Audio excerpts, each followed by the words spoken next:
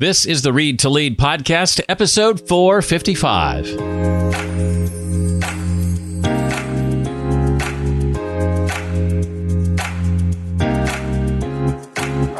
Hi, and welcome. You have found the Read to Lead podcast. This is the year-end episode, the last episode of 2022, episode number 455. I'm glad you're here. My name is Jeff, and this podcast is designed to help you narrow your reading list and get the key insights and main ideas from some of today's most successful and inspiring authors. We've got about a half a dozen on the docket today as I take a look back at my favorite reads of 2022, only one of which I believe actually came out in 2022. These are the books that have really stood out to me and have made a lasting impact on me. Several of those books I'm sharing today have been on my shelf for a while, books that I've wanted to read for some time and have finally gotten around to doing that. It's also important for me to add that with the exception of just one of these books, I've not read the others from cover to cover. Notice I didn't say I haven't finished them. I have, for all intents and purposes, quote unquote, finished them as far as my needs are concerned. That didn't necessarily include reading every single word on every page. It's okay not to be a completist when it comes to books. I find a lot of avid readers are completists. They feel like they have to read a book in its entirety to consider it a read book. I don't believe that to be true. I often suggest to people when it comes to nonfiction, business books in particular, to decide in advance what it is you want to get out of the book. Write that down. What do I want to get out of it? Why am I reading this book in the first place? Then go to the table of contents and determine maybe if there are specific chapters that lend themselves to the thing you said you wanted to accomplish by reading this book, and give yourself permission to start with those chapters. And once you've read those chapters, if you've accomplished what you set out to accomplish, what you said you wanted to do before you sat down to read the book, then you can consider that a read book. That's the case again for me for several of the books I'm sharing with you today. The first book I want to touch on is called Anti-Fragile: Things That Gain from Disorder by Nassim Nicholas Taleb. He's also the author of The Black Swan. Anti-fragile is a term he coined to describe systems or phenomena that become stronger as a result of exposure to stress, disorder, or volatility. According to Taleb, the concept of fragility is inadequate to describe the full range of responses to stress or disorder. Instead, he introduces the concept of anti-fragility to describe systems that not only withstand stress or disorder, but actually improve or grow stronger as a result of it. He argues that many natural and social systems exhibit anti-fragile properties, including our own bodies, the economy, and societies. His concept has been influential in a variety of fields, including economics, finance, and management, and has sparked much debate and discussion among scholars and practitioners. I thought it would be interesting to pull some examples from the book with regard to the human body as a complex and highly adaptable system that exhibits many anti-fragile properties. Like muscles, for example, when they're subjected to stress, like through exercise or physical labor, they become stronger as a result. That's because the stress causes small tears in the muscle fibers, which the body then repairs and strengthens in the process. Like muscles, bones also become stronger as a result of stress. When bones are subjected to weight-bearing activity, they adapt and become denser, which makes them more resistant to fractures. The immune system becomes stronger as a result of exposure to pathogens. The human mind is also an anti-fragile system. People who've experienced adversity or trauma in their lives often report that they have become stronger as a result. It's because the experience of overcoming challenges can foster resilience and coping skills that help handle future stressors more effectively. Some of my takeaways from the book: traditional approaches to risk management, which seek to minimize or eliminate risk, as I mentioned earlier, are misguided because they don't take into account the potential benefits of anti-fragile systems. Many natural and social systems exhibit anti-fragile properties. We talked about the human body as an example, but again, also the economy and societies are other examples. He makes the argument that in order to foster anti-fragile systems, it's important to have diversity and redundancy in systems and to avoid centralization and excessive specialization. Who should read a book like Anti-Fragile? Probably professionals, students, and maybe general readers who are interested in the concept of anti-fragile systems. And the book may be particularly relevant for those who work in fields like economics, finance, engineering, and computer science. And it may also be of interest to those who are interested in the broader concept of resilience and how it can be applied to both personal and professional contexts. Finally, my action steps from the book. Consider how the systems in your life or work might be made more anti-fragile and identify specific strategies for achieving this. Seek out opportunities to expose yourself to stressors, volatility, randomness, and uncertainty, and practice tolerating and adapting to those challenges. Look for ways to build systems that are more resilient and adaptable rather than relying on top-down control and intervention.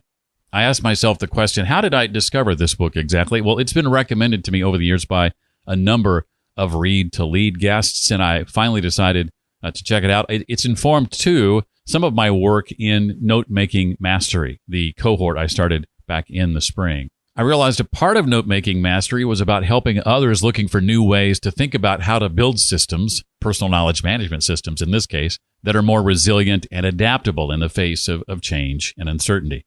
Again, the book is called Anti-Fragile, Things That Gain from Disorder, and it's written by Nassim Nicholas Taleb. The next book I want to look at is about 8 years old. It came out in around 2014. It's called Make It Stick, The Science of Successful Learning, not to be confused with a similarly titled book called Made to Stick by brothers Chip and Dan Heath in the early 2000s. This again is Make It Stick, The Science of Successful Learning by Peter C. Brown, Henry L. Roediger III, and Mark A. McDaniel, and it explores the science of learning and how people can learn more effectively. Again, it was working on my Note-Making Mastery cohort that led me to this book, and knowing that I was going to be teaching people what for many were new concepts, I wanted to have a better understanding of science-based learning and how people learn. The book presents a number of evidence-based principles for improving learning and retention, including spacing out study sessions instead of cramming for an exam, let's say.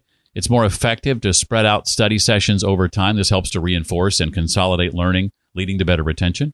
Mixing up study materials, mixing up different types of materials like practice problems or lectures and readings can help to deepen understanding and improve retention. Testing yourself either through self-quizzing or taking practice exams can help to strengthen learning and promote retention. Something called retrieval practice, retrieving information from memory rather than simply rereading it, can also help to strengthen learning and promote retention. And then one of my favorite concepts from the book, interleaving, it's called. Mixing up different types of problems or material during study sessions can help to improve learning and retention as it forces the brain to adapt and switch between different concepts. For example, if a student is preparing for a math exam and wants to practice solving equations, they might interleave their practice by solving a mix of linear equations, quadratic equations, and systems of equations during each study session, rather than focusing on just one type of equation at a time. Because the practice of interleaving forces the brain to adapt and switch between different concepts, it can help deepen your understanding and improve your ability to transfer learning to new situations. That, to me, is a very useful skill, especially when you're doing things like personal knowledge management and bringing in new ideas and trying to connect those ideas with existing ideas. Some pretty amazing things can happen. Other examples of interleaving, my favorite concept from the book can be things like a language learner studying vocabulary from different chapters in a textbook rather than studying, say, one chapter at a time. A musician practicing scales and arpeggios in different keys rather than focusing on just one key, or a student preparing for a history exam, mixing up their study materials by reading primary source documents, textbook chapters, and review questions rather than focusing on just one type of material. Make It Stick, of course, is a book that would be of interest to students, but also educators and professionals who are interested in improving their learning and retention of new information. That's what drew me to the book. Again, that's Make It Stick, The Science of Successful Learning. Came out in 2014. Book number 3 is a bit unconventional. It's called Mastermind, How to Think Like Sherlock Holmes. It's written by Maria Konnikova and came out in 2013. And it explores the ways in which Sherlock Holmes, the fictional detective created, of course, by Arthur Conan Doyle, was able to solve complex problems and make connections that others missed. This was a fun book for me. The author argues that Holmes' success as a detective was due in part to his ability to think creatively and to approach problems with a flexible, open-minded mindset. And she identifies several key cognitive strategies that Holmes used to help him think more effectively, including observation. He was renowned for his ability to observe and notice even the smallest details, which allowed him to gather critical information about the people and events that he encountered. Inference. He was also skilled at making inferences based on the evidence that he gathered, using logical reasoning to draw conclusions about the cases that he was working on. Deduction, no surprise there. He used deductive reasoning to make connections between seemingly unrelated pieces of information, helping him to solve complex mysteries.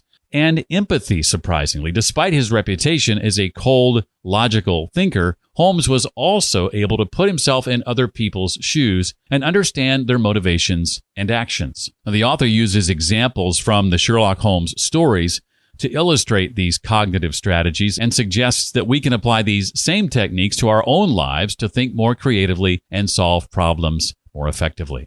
The key points and main themes from the book include the importance of cultivating a curious, open-minded mindset, the value of paying attention to details and using all of your senses to gather information, the usefulness of breaking problems down into smaller parts and approaching them systematically, the need to consider multiple hypotheses and to be open to revisiting your conclusions, the benefit of maintaining a diverse range of knowledge and interests, and the power of imagination and visualization in solving problems. Of course, I think fans of Sherlock Holmes stories would enjoy this book, but also those who are interested in the process of logical and analytical thinking and anyone looking to improve their problem-solving skills. The book is written in the form of a guide, with each chapter focusing on a different aspect of the thinking process used by Sherlock Holmes. Some of my action steps after having read the book include wanting to practice paying more attention to detail and using all my senses to gather information both in my everyday life and when faced with specific problems or challenges, cultivating a more curious and open-minded mindset by seeking out new experiences and exposing myself to diverse perspectives, practicing breaking down problems into smaller parts and approaching them systematically using visualization and imagination to help generate new ideas and solutions. In addition to storytelling and scientific research, How to Think Like Sherlock Holmes includes practical exercises and tips for you to put the concepts from the book into practice. It also explores the psychological basis for many of the mental habits and strategies used by Sherlock Holmes and how these habits can be cultivated and developed. Overall, the book offers a unique and engaging approach to improving critical thinking skills and problem-solving abilities. My absolute favorite quote from the book is a Sherlock Holmes quote that basically is Sherlock Holmes' description of selective ignorance. And selective ignorance is a topic that we dive deeply into in the Note-Making Mastery cohort. It's about being more careful when it comes to things you consume for learning and growth, being pickier with those kinds of things and practicing the joy of missing out instead of the fear of missing out. Here's Sherlock Holmes' take on this concept. A fool takes in all the lumber of every sort that comes across so that the knowledge which might be useful to him gets crowded out, or at best is jumbled up with a lot of other things so that he has a difficulty in laying his hands upon it. Now, the skillful workman is very careful indeed as to what he takes into his brain attic. I love that term, brain attic. Again, that is all from the book Mastermind, How to Think Like Sherlock Holmes, came out in 2013 and was written by Maria Konnikova. For this next book, I have to admit, I started reading it in 2021. I read a couple of chapters, then put it down for a few months before picking it back up again in 2022, at which point I devoured it. In fact, I've probably taken more notes on this book than just about any other book I've read. It's right up there with The Confident Mind by Dr. Nate Zinsser. I think that book I had like 30 or 40 some pages of notes. I lost count of the number of pages I have on notes from How to Take Smart Notes, funnily enough. The book is by Sonke Ahrens. That's Sonke, last name Ahrens. And it provides a comprehensive guide to the Zettelkasten method of note-taking. Zettelkasten is German for slip box, literally means a card box. It's a system for organizing and synthesizing ideas that involves creating a network of interconnected notes on actual note cards rather than just a collection of unrelated notes. Now, there are digital ways to handle this as well, and we talk about both the analog and digital way to tackle notes using the Zettelkasten system in Note-Making Mastery, by the way. This book, more than any other resource, is what informed my thinking on the Zettelkasten method. Ahrens talks about how to create and organize notes, how to make a distinction between temporary and permanent notes, and how to review and update your notes on a regular basis. He also provides examples of how the Zettelkasten method can be applied in a variety of contexts, including for personal productivity, learning, and creative work. Other key takeaways for me include that the Zettelkasten method encourages the use of a hierarchy of notes, with higher level notes, it's called, summarizing the main ideas, and lower level notes providing more detailed information. And that helps ensure that your notes are organized and easy to navigate. As I hinted, the Zettelkasten method also emphasizes the importance of reviewing and updating your notes on a regular basis. Again, this is something we touch on in Note Making Mastery about how you need to have some systems in place and build some habits to checking in on your notes on a regular basis, daily, if not weekly. And this helps to ensure that your notes remain relevant and accurate and helps you to identify areas where you need to learn more. There's quite a bit of history in this book, too, about German sociologist and philosopher Niklas Luhmann, who's known for his contributions to the field of systems theory and his use of Zettelkasten for organizing and synthesizing his ideas.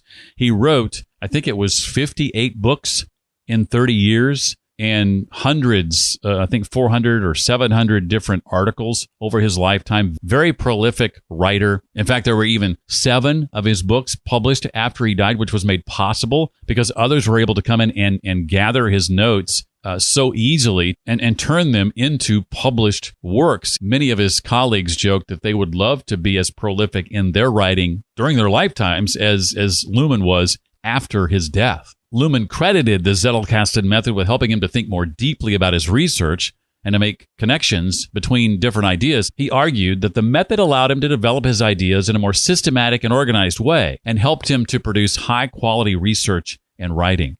The author, Ahrens, suggests that the Zettelkasten method can be used to create an external memory that can supplement and enhance your internal memory. By creating a network of interconnected notes, you can better capture and organize your ideas and more easily access the information you need when you're working on a particular project. This is kind of where the concept of personal knowledge management or a second brain come into being. If you haven't noticed this already, my reading outside of the reading I did for the Read to Lead podcast was very much driven and informed by my desire to take what I had done in my own personal knowledge management journey and teach that to other people, the result being ultimately note-making mastery. My action steps upon reading this included implementing the Zettelkasten method in my own note-taking and organization system, regularly reviewing and updating my notes, and ultimately considering the use of a digital system for my Zettelkasten. I'd certainly recommend that for most people rather than an analog system like Niklas Luhmann used back in his day. And I recommend the book for anybody looking to improve their note-taking and organization skills, including students, professionals, and also anyone interested in boosting their productivity and creativity. Again, the book is called How to Take Smart Notes by Sönke Ahrens. Came out in February of 2017, and earlier this year, a new second edition of the book was released. I'm not sure the differences between that version and the version I have, which was the 2017 version. In fact, there may be no differences at all, but when in doubt, go with the most recent version, the version that came out earlier this year, and that's the one that Amazon will generally lead you to if you're making your purchase there. By the way, links to each of these books in the show notes for today's episode, which is readtoleadpodcast.com/455. My next book, book number 5, is called, speaking of second brain, a term I dropped just a moment ago, maybe you're hearing that for the first time, is a book called Building a Second Brain. It's a book by Tiago Forte that provides a framework for using digital tools and techniques to capture, organize, and synthesize information and ideas. It's based on the idea that the human brain is limited in its ability to store and process information, something that Ahrens talked about in How to Take Smart Notes, and that we can use technology to create a second brain that can supplement and enhance our cognitive capabilities. This book also informed many of my ideas around personal knowledge management. The book provides a step-by-step guide to building a second brain, including how to capture and organize information using tools like Evernote and Notion, how to use mind maps and diagrams to visualize and synthesize information, and how to use automation to streamline the process of capturing and organizing information. Forte also discusses the importance of developing a system for reviewing and processing information, just like Ahrens does, in order to ensure that the information captured in your second brain is accurate and relevant. And he provides tips and techniques for using your second brain to improve productivity, learning, and creativity. One of the main principles of building a second brain is the idea of capturing and storing information and ideas as they come to you rather than relying on your memory to retain them. This can be done using tools like note-taking apps, mind mapping software, or a document management system. Organizing and structuring information is another. Building a second brain involves organizing and structuring the information and ideas you capture in a way that makes it easy to find and retrieve later. Many of the same things, in fact, we talk about in the Note-Making Mastery cohort. This can involve the use of folders or tags or other forms of organization to categorize and classify your information. Building a second brain involves using the information and ideas you capture and organize to improve your productivity and creativity. This can involve using the information to generate new ideas, plan projects, or complete tasks more efficiently. And building a second brain is an ongoing process. And as you use your system, you may find ways to refine and improve it to better meet your needs. This can involve experimenting with different tools and techniques and adapting your system as your needs and goals change. Two of my favorite quotes from the book are these. The value of your second brain is in the connection it enables you to make between ideas and experiences. And to build a second brain is to make a commitment to continuous learning, reflection, and creation. It was very important to me years ago to truly wrap my brain around building a personal knowledge management system. That's what a second brain is, because I don't want to just read stuff and fill my head with information. We do want to do those things, but we don't want to stop there with the information we take in, whether that's reading books or listening to podcasts like this one or watching a YouTube video or reading an article on the web, whatever it might be. It's not enough just to take in that information. It's also about then taking what you've learned and putting it to use, putting it into practice.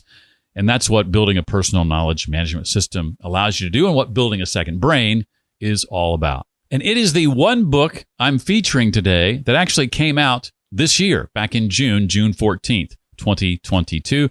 Again, the author is Tiago Forte. The book is called Building a Second Brain. I was originally going to end this list at 5 books, but there's a 6th book I've got to include. It gets sort of an honorable mention, you might say. Came out in 2010, making it our oldest book on this list. But a book I read this year, and like some of the other books on my list, it is a book I've not read in its entirety, but I have gotten a great deal from. This is also the one book I don't own a physical copy of. My consumption of this book came in the form of Audible. I've listened to this book, mostly while 30,000 feet in the air. I've been doing a lot of traveling in 2022. That book I keep alluding to is called The Shallows, What the Internet is Doing to Our Brains by Nicholas Carr. Nicholas is an American writer and journalist who's written extensively on technology and its impact on society. His best-known book is The Shallows, again published in 2010. But he's also written Utopia is Creepy and Other Provocations, and The Glass Cage, Automation and Us. If I were to describe the book in 3 sentences, I would say that it explores the ways in which the internet is changing our brains and the way we think, and suggests that our reliance on the internet is leading to a shallowing of our intellectual depth and focus.